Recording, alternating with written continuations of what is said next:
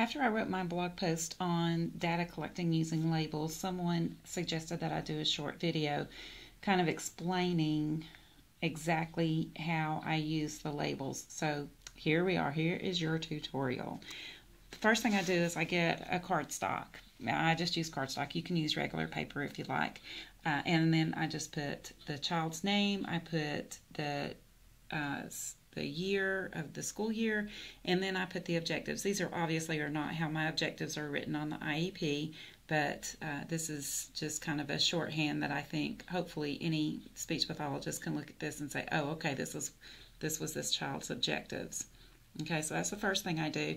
Then I put that into my notebook, which I have divided into the different groups.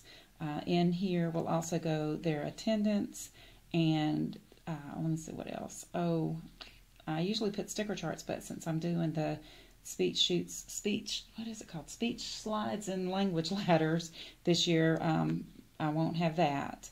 So that's what's going to go in here. Okay, so I've got my cardstock, I've got it in my notebook, so now I'm ready to do therapy.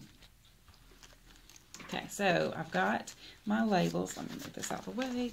I've got a sheet of labels. Okay, this is for one group. As you can see up at the top, I've got the time, and then this group has 3 students in it. I put the date. I highlight the date so it's easier to find. And then, so especially at the beginning of the year, just so that I make sure that I don't put the wrong student's data on the wrong label, I put the initial of their first name so that I can make sure I'm not messing up. And then I just write very, very shorthanded what we're going to work on that day. We haven't switched over to just doing goals, so these are their objectives. What I plan on doing with the goals is I'll probably number the goal and then put what specific thing that we're working on. Just write that out. I hope that makes sense. So basically, if I'm working on goal number 1, I'll have a 1, and then I will actually write out the specific item, that specific skill that we're working on that day. Okay, so anyway, so I've got this, and I do my tallies, I do my data right on this sheet. Okay, so that's one group. So then the next group also has 3 in it. You can see this group is 10:30. Looks exactly the same. Well, not exactly, but you get the idea. Okay, so when the whole sheet is filled up, I transfer those labels onto each individual's cardstock.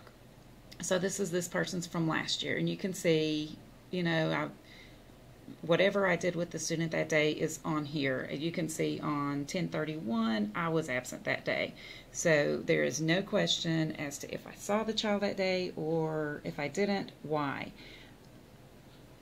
So it's really, really easy. And then at the end of the year, I take this and I stick it into, I just staple it along with like my progress monitoring that I do with the students every 9 weeks. I've got graphs. If they're working on our tick, I put those in there, and their attendance. I'll make sure I don't get the student's name on there, and their attendance. Staple those together and put them in their folder at the end of the year.